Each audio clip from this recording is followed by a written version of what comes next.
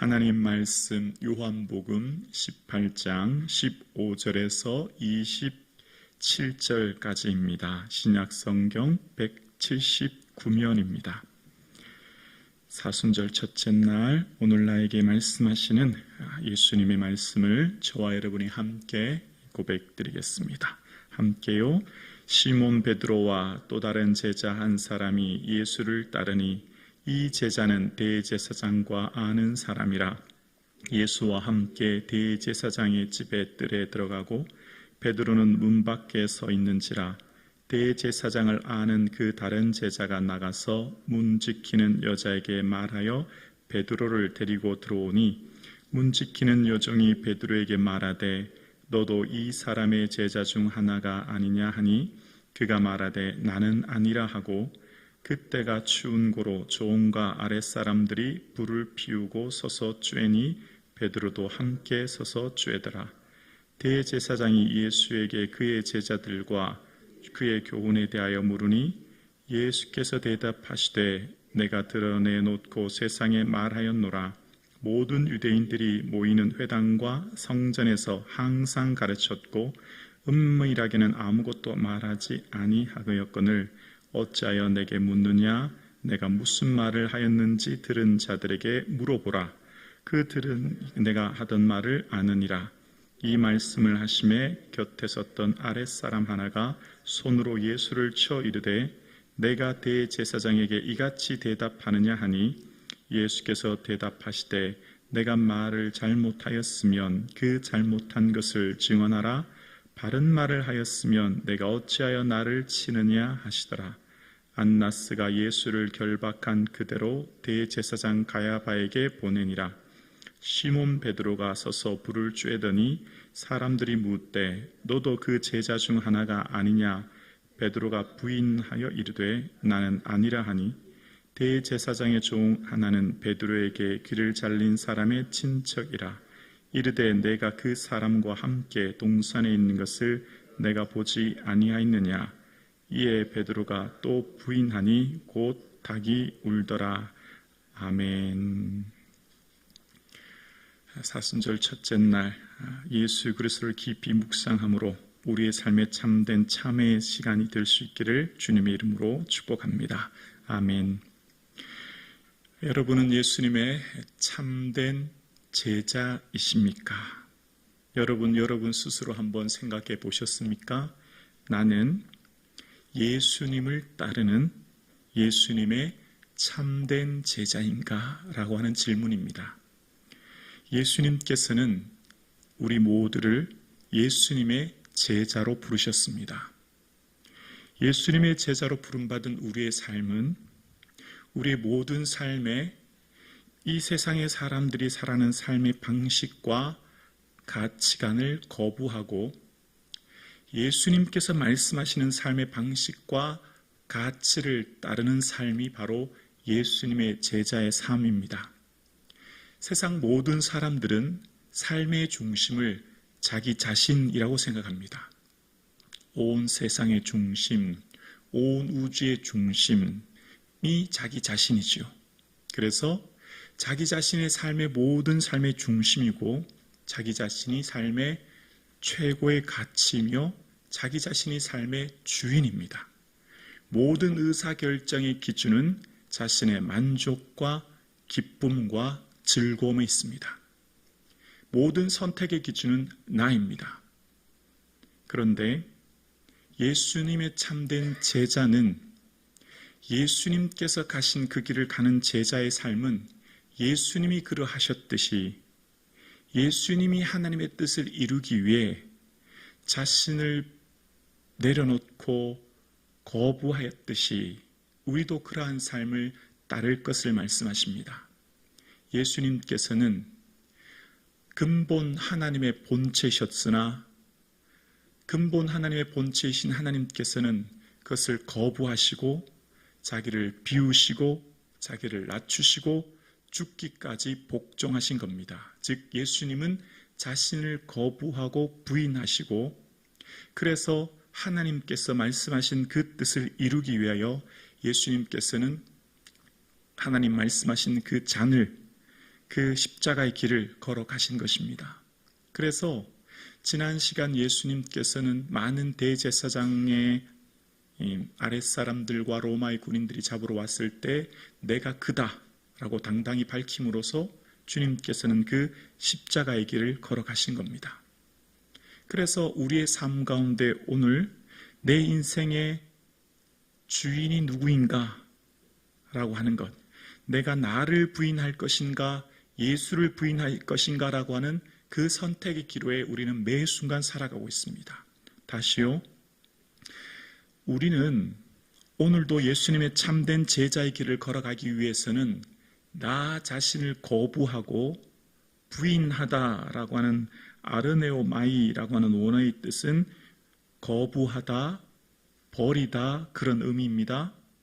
그러니까 나를 버리고 나를 거부하며 살 것인가 아니면 예수를 버리고 예수를 거부하며 살 것인가의 선택의 순간이 매 순간마다 닥쳐오는 것이죠. 베드로는 예수님의 제자가 되기 위해 배와 그물을 버렸습니다. 엄청난 결단입니다. 배는 무엇입니까? 자신의 전 재산, 자기 자신 아닙니까?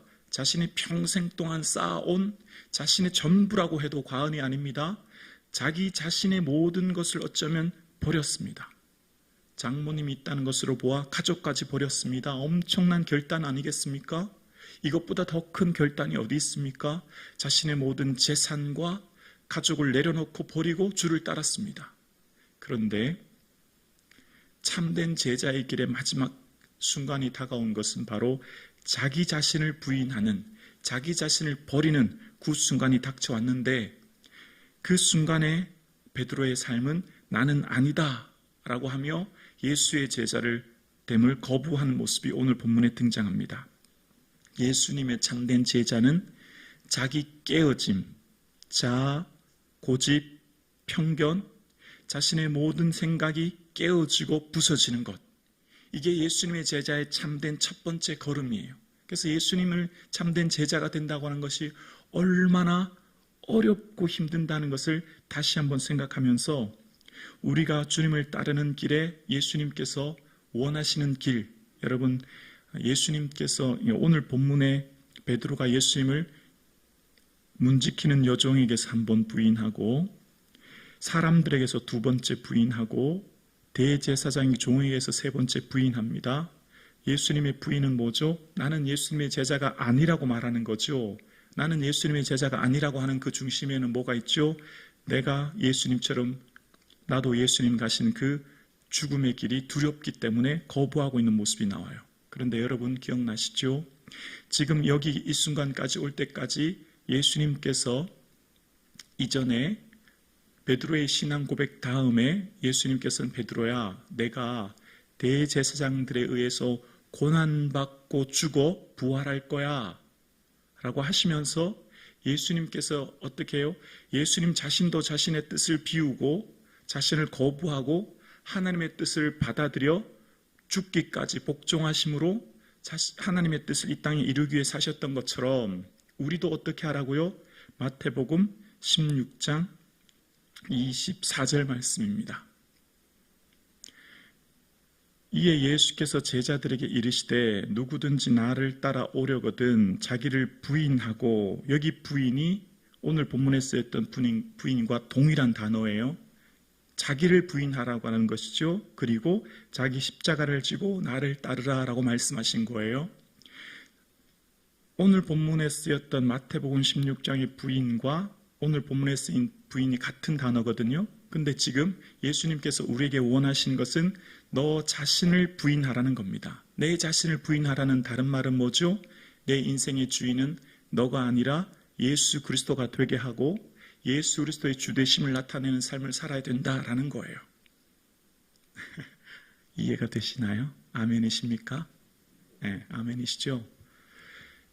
너 자신을 부인한다는 건 내 삶의 중심이 너 자신이 아니라 예수가 되게 하고 내 자신의 깨어짐과 부서짐과 낮아짐으로 예수님이 자기를 비우고 낮추고 복종하셨던 그것처럼 그 예수 그리스도의 마음을 내가 가져서 예수 그리스도가 내 삶의 주인 되게 해야 돼 라고 하면서 마태복음 16장 25절 그 다음 구절에 이렇게 말씀하시죠.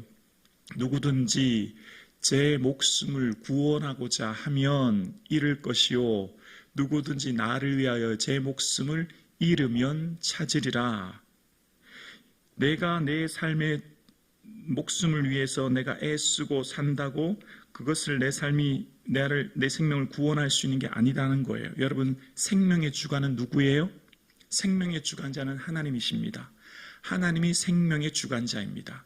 이 땅에 우리의 삶을 주관하고 계시고 통치하고 계세요. 그래서 살아있다라고 하는 것은 다른 말로 하나님과 연결되어 있다라는 거예요.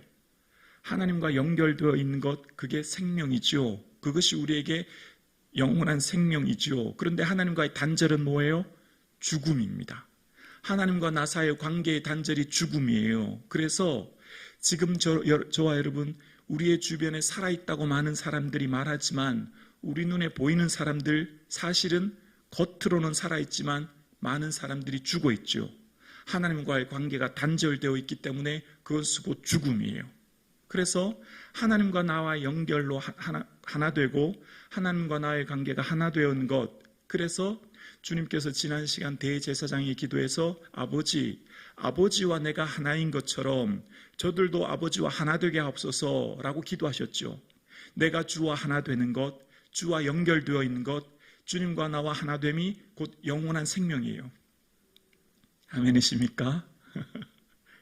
그래서 예수님께서는 마태복음 16장 26절에 이렇게 말씀하십니다. 사람이 만일 온 천하를 얻고도 제 목숨을 잃으면 무엇이 유익하리요? 얘들아, 이 세상에서 모든 재물, 모든 걸요, 내가 원하는 것, 모든 것 다 가진들, 네가 이 세상에 그토록 원하는 것 다 가져도 네 목숨 잃으면 그게 무슨 소용이 있니? 여기 목숨은 영생입니다. 영생. 하나님과 관계된, 연결된 삶, 영생을 말하는 거예요. 예수님께서 이 땅에 오셔서 병을 치유하고 먹을 것을 해결하니까 사람들이 억지로 예수님을 임금 삼으려고 해요. 억지로. 이 세상의 모든 사람들의 최고의 관심사는 뭐죠? 더 잘 사는 거예요. 더 윤택하게 사는 거예요. 그래서 여러분 아는 것처럼 우리는 6.25 이후 국민소득이 500배 이상 성장했습니다. 엄청나게 삶이 윤택해졌어요. 그런데 자살률은 더 높아집니다. 왜 그렇죠? 왜 삶이 더 곰핍해지고 공허해지죠? 주변에 비교하기 때문 아닙니까? 경제 성장이 하는 만큼 사람들이 더 즐거워하고 더 기뻐해야 되잖아요. 과거보다 10배 더 잘 먹고 과거보다 더 훨씬 좋은 집과 옷을 입으면 더 10배 더 행복해야 되잖아요. 500배 더 행복해야 되잖아요. 아니에요. 반대예요. 더 공허해져요. 더 고독해져요. 경제적인 윤택함이 우리의 삶의 질과 행복을 결정하는 게 아니라는 거죠. 사람들이 예수님께서 오병이어를 통해서 먹을 것을 해결하니까 오늘날도 정치 지도자의 첫 번째가 일단은 경제 아닙니까? 우리의 삶에 윤택하게 하는 것, 이게 우리가 모두가 원하는 것 아닙니까? 여러분, 우리가 왜 삶의 중요한 결정의 순간에 왜 더 나은 경제적인 이익을 선택할까요? 그럼 더 행복하니까, 더 삶의 질이 윤택하니까. 그런데 여러분 보세요. 오병이어를 통해서 사람들이 먹을 것을 해결하니까 그게 경제적인 문제를 해결하는 거지 않습니까? 그게 오늘날도 첫 번째 아닙니까? 그런데 예수님은 그것을 피하여 다른 곳으로 가십니다. 그때가 예수님의 어떤 순간이죠? 인기 최고봉이에요. 절정의 순간입니다. 모든 사람들이 예수님을 따라요. 예수님을 향해 모든 사람들이 인기가 최고고 열광하는 그때예요. 그러면 예수님께서 이 세상에서 사람들의 인기와 지지를 받았으면 그 힘과 권력으로, 그 인기로, 그 능력으로 어떻게 해요? 사람들에게 절대적인 지지를 받으니 로마를 무찌르고 황제가 되고 능력이 되면 되지 않습니까? 그럼 경제적인 부요함과 정치적인 해방을 해결하시면 우리가 원하는 것이 다 해결되는 것 아닙니까? 근데 하나님이 원하시는 것은 그게 아니었어요. 예수님께서 이 땅에 오신 임금 되신 것, 이 세상을 통치하는 것은 그런 세상의 방식이 아니었던 거예요. 그래서 그걸 거부하는 거예요. 그리고 그 자리를 떠나시는 거예요. 그리고 예수님은 지금 어떤 길을 걸어가시죠? 십자가의 길을 걸어가는 겁니다. 그 길이 무슨 길이요? 죽음의 길입니다. 죽음의 길. 그 죽음의 길이 하나님의 뜻을 이루는 것이고, 그렇게 죽어야만 온 인류를 구원하시는 것이 하나님의 계획이에요. 제자가 되는 건 뭐죠? 예수님이 제자가 된다고 하는 것은 황제의 길, 세상의 방식, 세상의 가치관을 거부하는 거예요. 예수 믿는 건 자아 성취와 자아 항복과 자아 만족을 위해 이 신앙을 이용하는 게 아니라는 겁니다. 이해가 되시나요? 아멘이십니까? 가치관 전체가 송두리째 바뀌는 거예요. 삶의 방식 전체가 송두리째 뿌리 뽑히는 거예요. 거부하는 거예요. 삶의 방식과 걸어가는 길이 방향이 완전히 바뀌는 거예요. 예수님이 뭐라고요? 길이죠. 어떤 길이죠? 하나님께로 가는 길이요. 천국으로 가는 길이요. 즉 천국으로 가는 길이 예수님이에요. 그 예수님의 가신 길이 삶의 방식을 거부하는 길이에요. 그래서 우리의 삶이 참 제자의 삶은 자신을 부인함으로 말미암아 그 부인하는 길이 글로 말미암아 하나님의 뜻을 드러내는 것입니다. 오늘 예수 믿는 것은 그래서 자아 깨어짐으로부터 시작하는 거예요. 자아 깨어짐.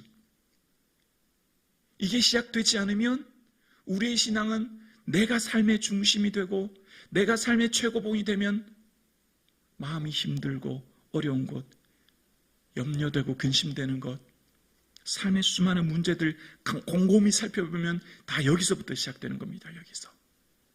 여러분 곰곰이 생각해 보십시오. 삶의 근원적인 문제와 어려움들이 여기서부터 시작되는 거예요. 마음이 아프고 힘들고 여러 가지 삶의 문제들이요. 나를 비우고 낮추고 복종하면 이걸 예수님의 마음이라고 하잖아요. 너희 안에 이 마음을 품으라고 하잖아요. 이걸 품는 것, 그래서 내가 주와 하나 되는 삶. 신앙생활은 뭐라고요? 주와 나의 일치를 추구하는 거예요. 내가 너희 안에, 내가 너 안에.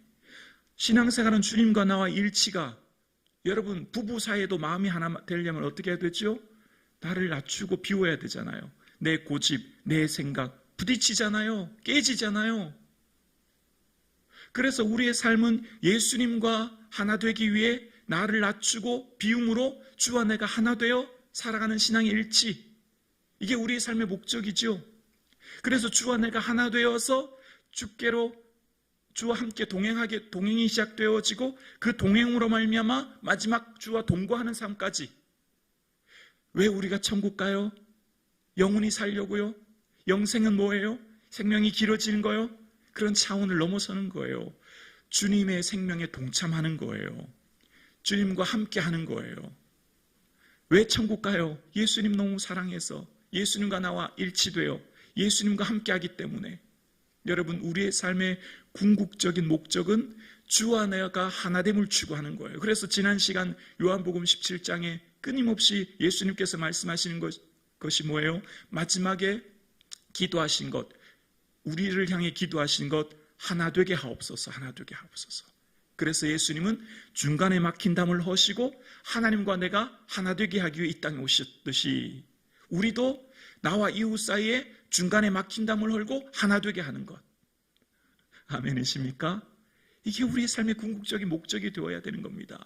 그래서 온전한 공동체, 온전한 하나됨을 이룰 때 거기서 평화와 기쁨과 은혜가 나타나는 겁니다. 분리해서 갈등이 나타나는 거죠. 분리해서 아픔과 고통이 나타나는 겁니다. 왜 분리가 나타나죠? 나를 비우지 못하기 때문이에요. 나를 낮추지 못하기 때문이에요. 내가 복종하지 못하기 때문이에요. 그래서 우리는 기도 시간에 늘 뭘 기도하죠? 주님 저를 비워주세요. 저를 낮춰주세요. 저를 복종시켜주세요. 그래서 내 삶의 주인은 예수님 되게 해주세요.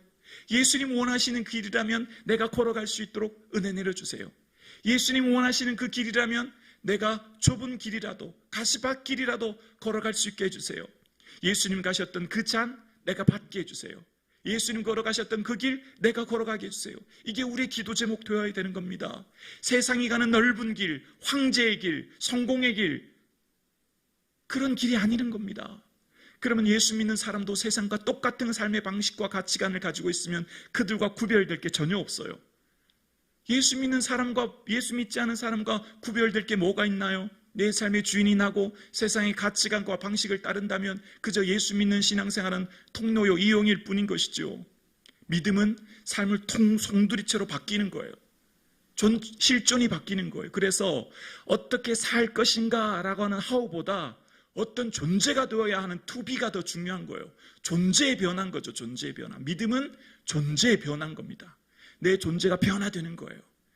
단순히 겉모습만 바뀌는 그런 차원이 아닌 겁니다. 그래야 주님의 참된 제자가 되는 겁니다. 사순절 첫 번째 날입니다. 우리는 그동안 내 인생의 주인이 뇌가 되고 삶의 방식을 추구하는 내 삶을 회개하는 시간입니다. 이 시간 우리의 삶이 내가 예수님 나를 부인해야 되는데 그동안 나의 삶에 예수님을 부인하고 예수님을 거부했던 내 삶을 회개하는 시간입니다. 그동안 나를 낮추지 못하고 나를 복종하지 못했고 나를 그동안 세우고 나를 높이고 나를 영향력 있는 인생으로 살기 위해 했던 삶을 회개하는 시간입니다. 그리하여 예수 그리스도의 주되심을 고백하고 그 예수 그리스도의 주되심을 삶으로 살아내시는 이 사순절 되실 수 있기를 주님의 이름으로 축원합니다.